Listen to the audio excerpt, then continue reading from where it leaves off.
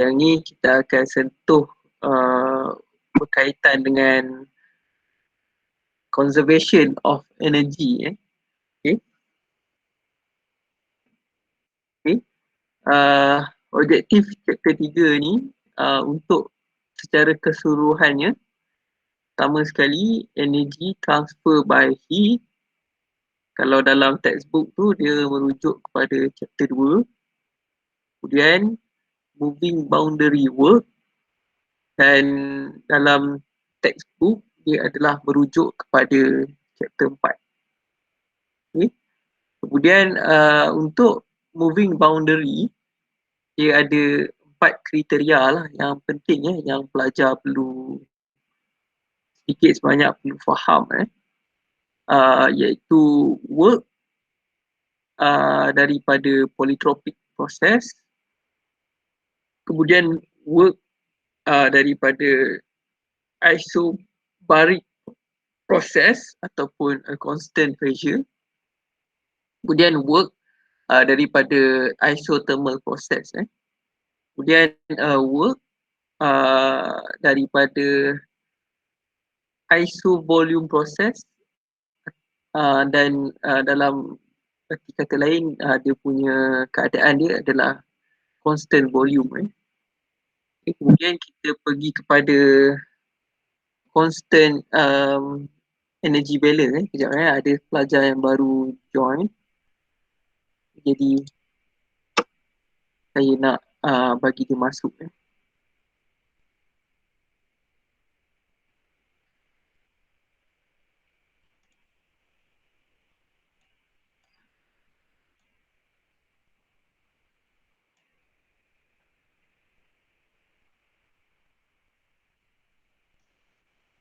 Okay, kemudian energy balance for closed system. Ini melibatkan energy balance for a constant pressure, expansion or compression process. Ini antara contoh yang paling Petia apa tayang? Yang kau bagi cakap baik, tapi dia akan malah jahat. Itu jadi boleh ni. Tapi kat line kan? Ya. ada orang buka mic Okay. Macam ni je? Tolong tutup mic tu. Ada. Ada orang buka mic Ada orang yang tengah order makanan ke sambil dengar lecture saya? Ya.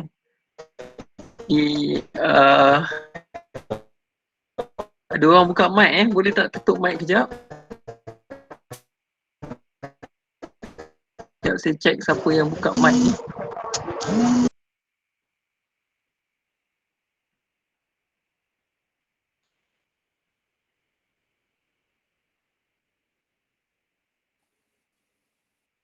Okay, dah tutup Alright.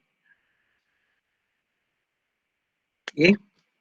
Kemudian specific heats yang melibatkan constant pressure specific heat dan constant volume specific heat.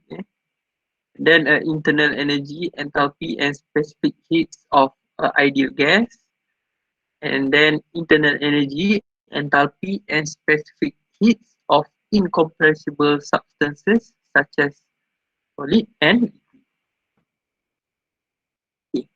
Ini adalah konsep yang kita kena pegang lah dalam thermodynamic ni. Energy cannot be created nor destroyed. It can only change form. Okay, so basically tenaga tu tak boleh dihasilkan ataupun dimusnahkan, tapi dia boleh berubah daripada satu tenaga kepada tenaga yang lain. Contoh yang paling simple sekali adalah saya suka bagi contoh internal combustion engine. Okay, daripada tenaga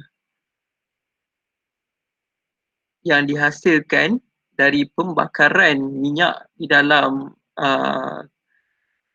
combustion chamber, okay, dia akan menukarkan tenaga haba kepada tenaga mekanikal yang menggerakkan kenderaan tersebut. Okay.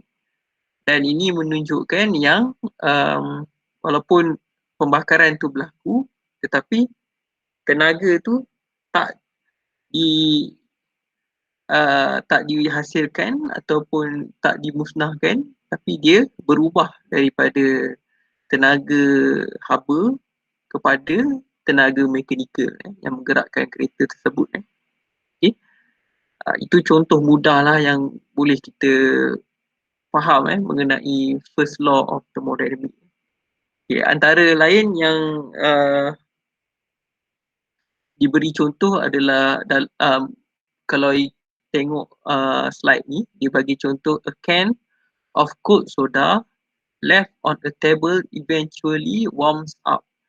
When a body is left in a medium that is at a different temperature, energy transfer in the form of heat, higher temperature body to lower takes place between the body and the surrounding medium until thermal equilibrium is established.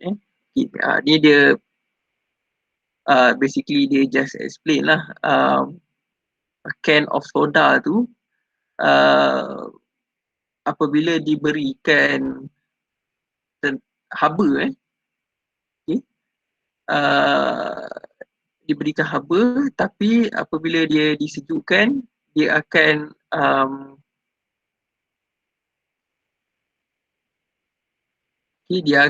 apabila dia dibiarkan di dalam keadaan persekitaran, dia akan sejuk lah, dia akan sejuk dan sehingga mencapai thermal equilibrium. Okay. Kemudian kalau kita ambil can soda ni sebagai satu sistem boundary, okay, ataupun sistem boundary di dalam closed system, apabila heat tu di transfer ke dalam soda tersebut, okay, dan dia dibiarkan di dalam keadaan persekitaran, heat tu akan terbebas semula dan ini hingga akan berlaku sehingga dia mencapai thermal equilibrium ataupun di dalam keadaan suhu tu, kalau dia dibiarkan di dalam keadaan suhu bilik, soda tersebut akan sehingga soda tu suhu sama dengan suhu bilik. Okay. Energy can cross the boundary of a closed system into distinct forms. Okay. Pertama sekali, energy, heat dan juga work. Okay. During an interaction between a system and its surrounding, the amount of energy gained by the system must be exactly equal to the amount of energy lost by the surrounding. Okay. Jadi ini dia boleh diertikan mengikut the change in internal energy of a system is equal to the heat added to the system minus the work done by the system. Okay, jadi kita boleh measure energy tersebut dengan menolak heat ataupun Q. Q ni adalah heat added into the system minus dengan work done by the system. Work done ni dikiranya apabila berlaku proses penyejukan. Okay, itu dikira sebagai work. Okay. Jadi untuk close energy ni basically perubahan internal energy tu dia akan equal to zero.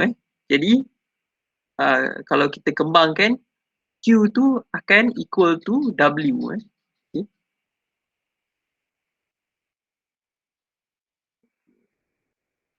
Okay. Heat equal to heat transfer. The form of energy that is transferred between two systems or a system and its surrounding by virtue of a temperature difference. Okay. So sebenarnya dia adalah bergantung kepada perbezaan suhu. Okay, katakanlah suhu asal sesuatu benda tu pada 5 degree Celsius, kemudian kita biarkan dia kepada dalam suhu bilik, okay, kita akan dapati barang tersebut, okay, ataupun dalam contoh ni dia guna tin soda lah, okay, dia akan apabila berlaku perubahan suhu tu, dia akan pergi kepada suhu bilik. Okay. Jadi kalau kita tengok contohlah, kalau kita biarkan cawan kita dalam suhu bilik, okay, cawan tu ada ais. Okay. Ais tu akan cair disebabkan haba daripada persekitaran tu yang menyebabkan ais tersebut cair. Ais tersebut cair dan sehinggalah mencapai thermal equilibrium. Okay. Okay. Term thermal equilibrium tu sangat penting dalam topik chapter 3 ni. Okay. Jadi samalah dengan contoh soda ni. Okay. Tadi saya bagi contoh cawan yang ada ais. Okay. Kalau untuk soda ni dia dibiarkan pada 5 degree Celsius, and then disebabkan suhu sekeliling adalah 25 degree Celsius, dan kita boleh tengok heat akan diserap ke dalam soda tersebut dan menyebabkan suhu dia mencapai suhu equilibrium bersamaan dengan suhu keadaan sekeliling. Kemudian heat is energy transition. It is recognized only as it crosses the boundary of a system. Okay. Then a process during which there is no heat transfer is called an adiabatic process. Okay, apabila dia tak ada heat transfer ni, dia akan dikenali sebagai adiabatic process lah. Then the system is well insulated so that only negligible amount of heat can pass through the boundary. Both the system and the surrounding are at the same temperature. Thus, no driving force, okay, which is equal to temperature difference for heat transfer. Temperature difference is the driving force for heat transfer.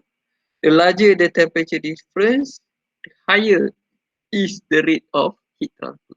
Okay. Ini adalah parameter-parameter yang kita perlukan lah untuk kita calculate. Pertama sekali temperature, kemudian haba yang diserap. Okay, dua benda ni adalah dua parameter penting lah dalam chapter ni. Okay, basically heat transfer per unit mass adalah equal to Q over M. Okay, Q adalah dalam kilojoule. Kemudian M adalah kilogram. Kemudian amount of heat transfer when heat transfer rate changes with time, Q equal to integration of T2 to T1 Q dot. Q dot tu adalah heat transfer rate. Okay. Bila kita cerita pasal rate ni, dia mesti ada perbezaan ataupun dia ada perkadaran dengan masa. Okay, unit dia adalah kilojoule. Okay, amount of heat transfer when heat transfer rate is constant. Okay, Q equal to Q dot delta T. Okay. Okay, kemudian energy is recognized as heat transfer only if it is crosses the system boundary. Okay, apabila ada pertukaran haba daripada haba yang lebih tinggi kepada haba yang lebih rendah, dan pertukaran haba tu menyebabkan pergerakan ataupun crosses the system boundary, okay, dan dia akan dikira sebagai energy. Okay. Dalam contoh baked potato ni, kalau kita tengok sistem boundary dia, okay, dia ada 2 kilojoule thermal energy dan ada haba yang terkeluar. Okay. Jadi yang terkeluar tu dia melebihi daripada ataupun crosses. Crosses ni dalam bahasa Melayu dia saya tak pasti. Okay, tapi dia terkeluar daripada sistem boundary of the baked potato dan dan dia akan diambil kira sebagai energi. Okay. Kemudian dalam adiabatic system, kalau kita tengok Q equal to 0, okay, during an adiabatic process, a system exchanges no heat with its surrounding. Okay, ni pun term yang penting lah kalau dalam soalan tu ada kemungkinan lah untuk ditanya. Okay.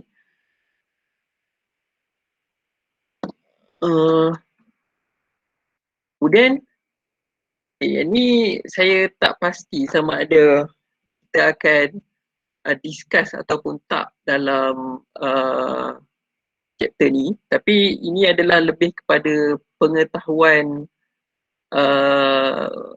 pelajar-pelajar lah. Sebenarnya untuk heat transfer ni, kalau dalam termo ni kita ada satu topik lah khas ataupun topik tu first law of thermodynamics. Okay. Tapi untuk subjek, sebenarnya kita ada satu subjek yang semata-mata untuk heat transfer. Okay, jadi maksudnya heat transfer ni adalah satu topik yang sangat meluas lah. Dan kalau ikut sistem degree, saya tak pasti untuk diploma, tapi kalau degree selepas kita ambil static dynamic apa semua tu, okay, kita kena ambil termo 1, kemudian termo 2, kemudian applied termo. Okay, lepas applied termo tu ada pula heat transfer. Okay.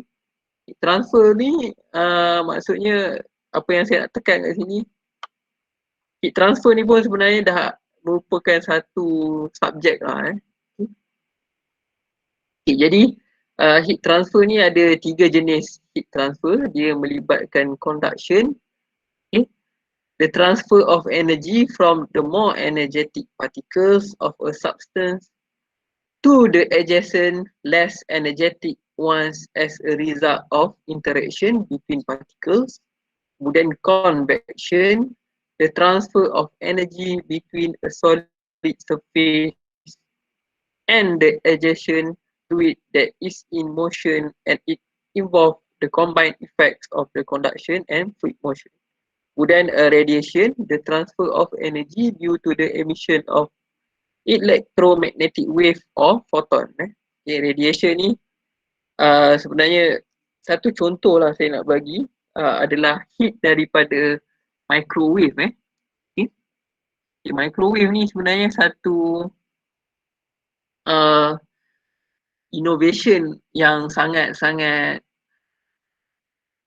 hebat. Pertama sekali sebab katakanlah kita nak perangat makanan. Kita perangatkan makanan tu, kita ambil pinggan, kemudian kita letakkan plastik atas makanan tersebut untuk kita perangat, untuk kita tutup lah. Okay. Bila kita buat 2 minit tu, apabila siap je kita perangat guna microwave ni, kita dapati makanan tu panas. Tapi pinggan dengan plastik tu tak panas. Okay. Jadi itu adalah salah satu bentuk heat transfer daripada jenis radiation lah. Okay. Dan ini adalah, itulah macam yang saya cakap tadi, dia adalah satu invention yang sangat hebat lah. Walaupun dia dah lama kita guna teknologi radiation ni, tapi sampai sekarang kita masih guna lagi benda tu. Okay. Jadi saya sambung lagi dengan macam yang saya bagi tahu tadi heat adalah equal to work. Tadi saya ada tunjuk satu equation yang menunjukkan change in internal energy equal to heat minus with work. Okay. And then selepas ada beberapa assumption yang dibuat. Okay, ni saya just bercerita je. Hari ni lebih kepada saya nak bagi teori je. Okay. Selepas berlaku apabila kita assume delta U tu sama dengan kosong, jadi kita boleh samakan heat equal to work. Okay. Jadi ini adalah persamaan yang kita guna untuk mengira apa-apa parameter lah yang diperlukan di dalam satu device tu. Okay. An energy interaction between a system and its surrounding. Okay. Energy can cross the boundary of a closed system in the form of heat or work. Work adalah the energy transfer associated with a force acting through a distance or any energy interaction that is not caused by a temperature difference between the system and its surrounding. A rising piston, ini adalah contoh-contoh dia. Pertama sekali, a rising piston, kemudian a rotating shaft, electric wire crossing the system boundary are all associated with work interaction. Okay, ini antara contoh yang saya dah bagi adalah rising piston. Okay, rising piston ni macam saya bagi tahu tadi lah, internal combustion engine. Okay. Hasil pembakaran daripada minyak tu, okay, bila kita cerita sahaja pasal pembakaran, automatically dia adalah heat. Okay, jadi dia mesti ada Q. Okay, dan hasil daripada Q tu dia menghasilkan tenaga mekanikal which is equal to, kalau dalam topik ni adalah work. Okay. Okay, tapi sebenarnya dia banyak lagi. Just untuk thermodynamic satu ni kita simplifiedkan. Units of work adalah kilojoule. Kemudian work done per unit mass of a system is denoted by W equal to work divided with mass. Work done per unit time is called power, and then power is equal to kilojoule per second or kilowatt. Kilowatt. Formal sign convention, heat transfer to a system and work done by a system are positive. Kemudian heat transfer from a system and work done on a system are negative. Ini adalah contoh parameter tadi itulah.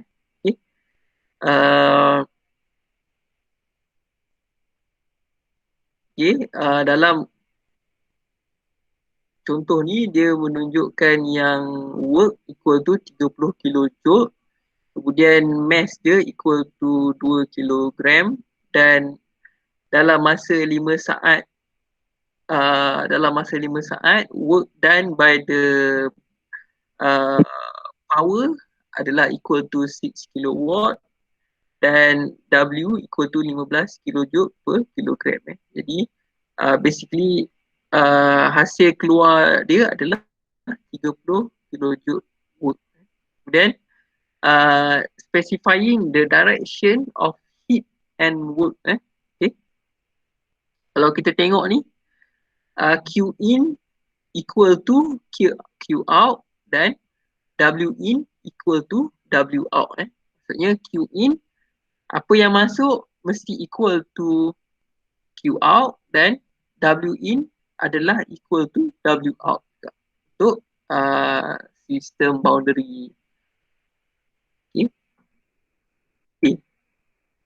Sebenarnya dah habis lah untuk bahagian midterm.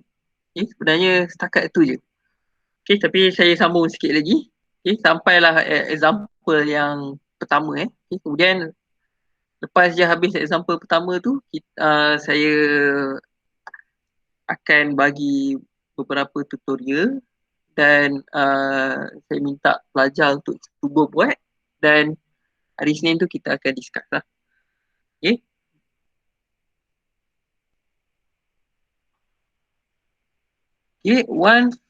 Okay, untuk bahagian 3.3, moving boundary work. One form of mechanical work frequently encountered in practice is associated with the expansion or compression of a gas in a piston cylinder device. Okay. During this process, part of the boundary, the inner face of the piston, move back and forth. Therefore, the expansion and compression work is often called moving boundary work or simply boundary work. Moving boundary work equal to primary form of work involved in automobile engine. During this expansion, the combustion gas forces the piston to move, which in turn forces the crankshaft to rotate. Untuk contoh moving boundary work ni adalah yang paling simple sekali adalah automobile engine. Okay. Kita ambil satu piston. Piston tu dia bergerak ke atas dan ke bawah.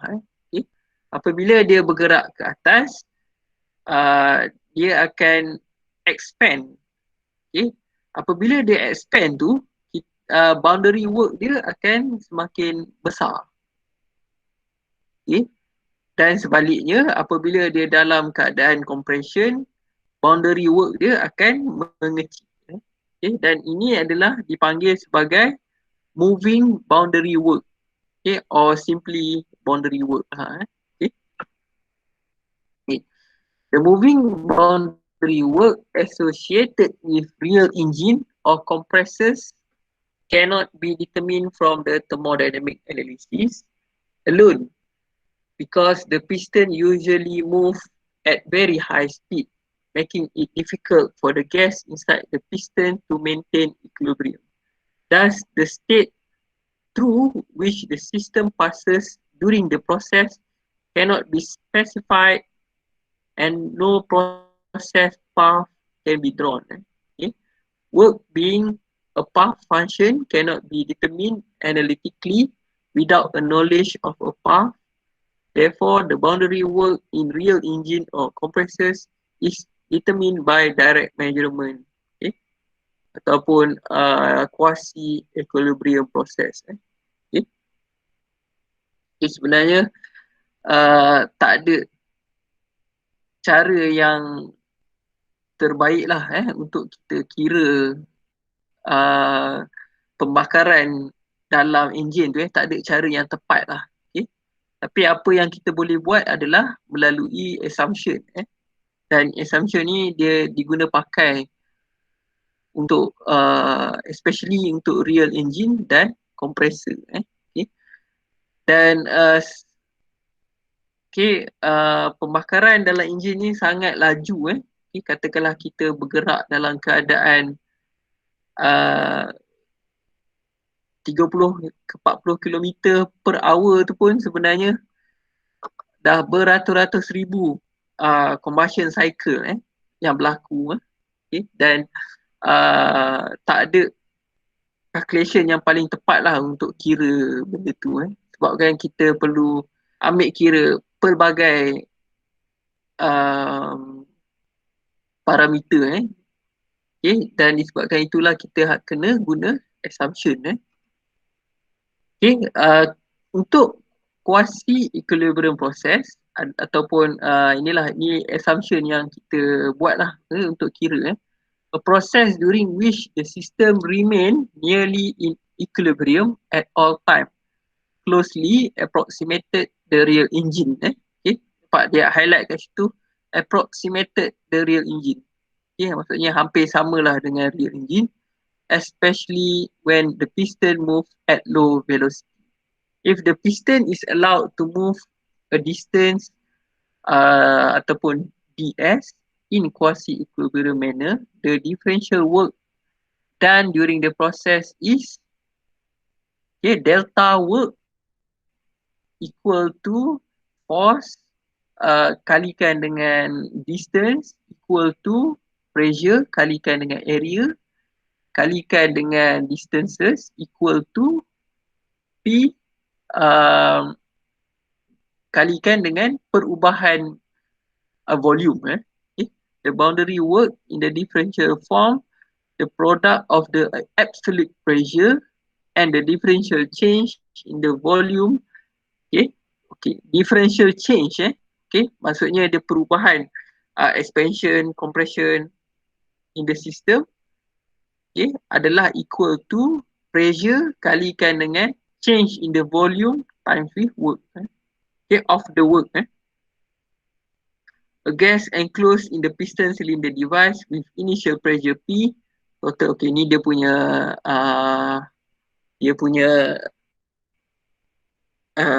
akronim dia lah. Okay, akronim dia dan P untuk pressure, V untuk total volume, A adalah cross sectional area dan F adalah force. Okay. Kemudian perubahan volume positif adalah equal to expansion process dan perubahan volume negatif adalah compression process. Okay, dan kita boleh tentukan berdasarkan work equal to integration of pressure with change of volume. Okay.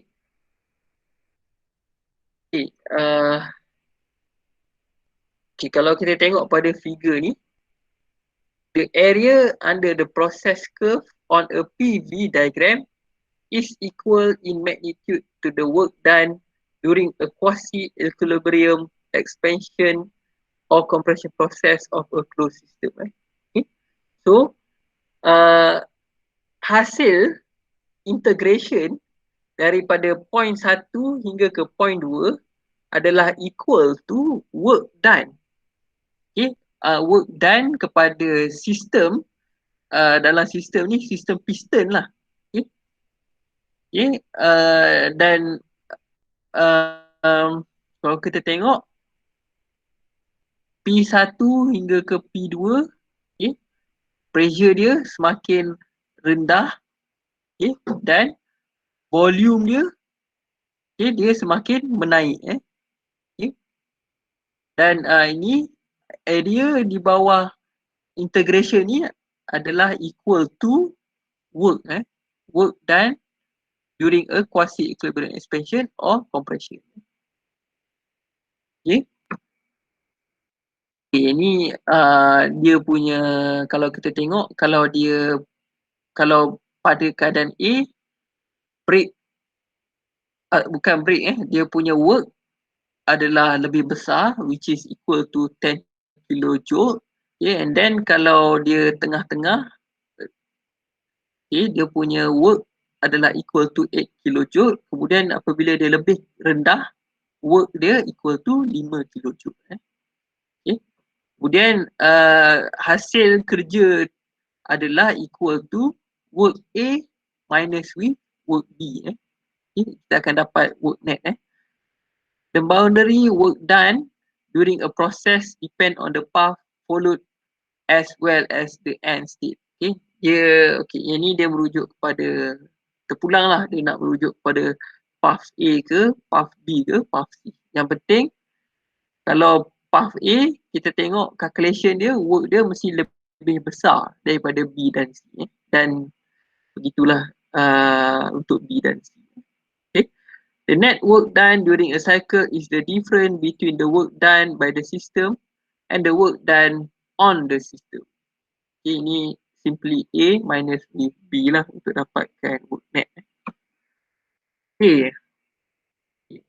Below figure shows a frictionless piston device contain 5 kg of water vapor at 400 kilopascal and 300 degrees Celsius.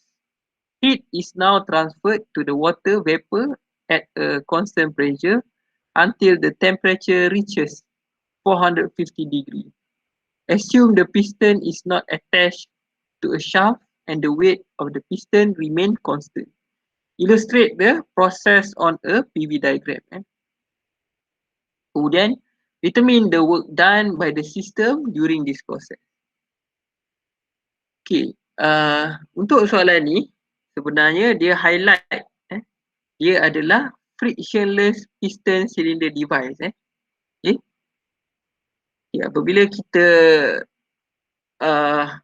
menggunakan frictionless piston cylinder device ni, okay, automatic dia sebenarnya tak akan berlaku kerja. Okay. Dia akan basically straight line. Okay. Okay. Jadi kalau kita tengok kat sini, ini adalah 1 dan ini adalah 2. Okay. Ini adalah dia punya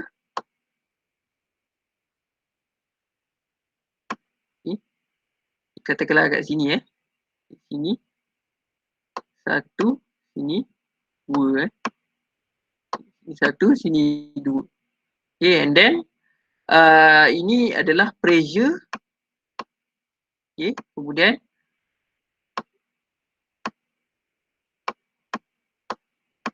ini adalah volume. Okay.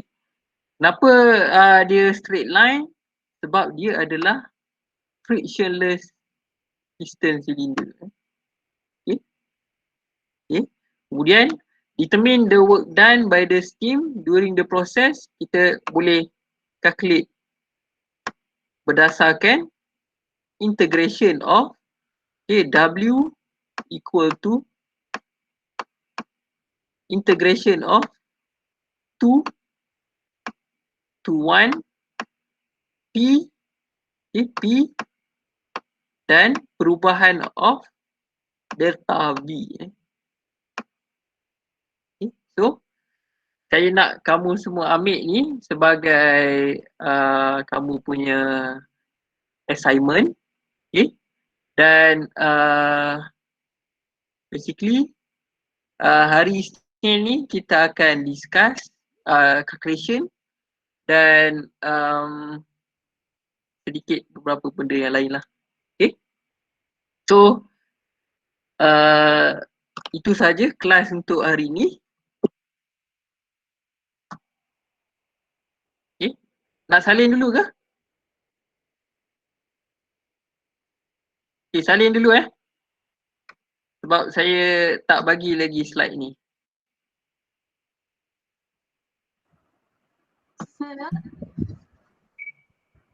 Ya. Nak slide? Ya. Slide. Nanti saya upload dalam kalam Okay. Cuma saya akan upload sampai chapter 3.3 je lah Okay. Yang lain tu saya biar dulu. Alright.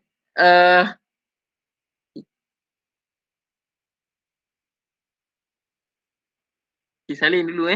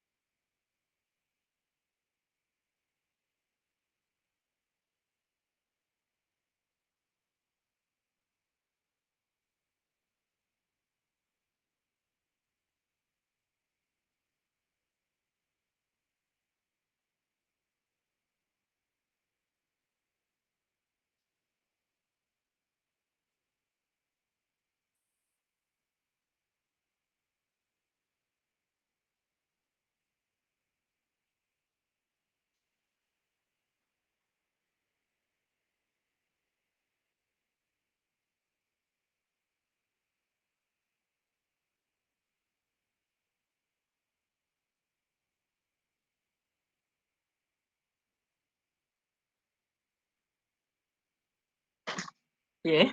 So saya harap kamu semua dah salin soalan ni. Okay. So basically saya sebenarnya takkan Ke? saya rasa saya tak. Ya. Boleh tunjuk balik sikit Ah. lagi sikit. Okey boleh. Sorry. Ada yang tak dapat salin bagi tu. Tak apa. Tak ada masalah. Saya buka balik. Alright.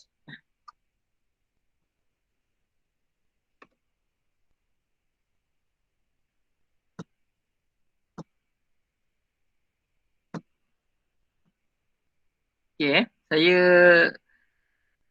tadi Diana saya tak upload slide ni Saya akan upload lecture saya Okay, apa-apa boleh refer kepada lecture dalam YouTube lah. Okay, sebab saya nak bagi soalan tutorial sebenarnya. Okay, so slide ni saya tak nak bagi lagi. Dah siap Zul. Dah siap dah? Okey. Tak apa, saya bagi lagi 2 minit.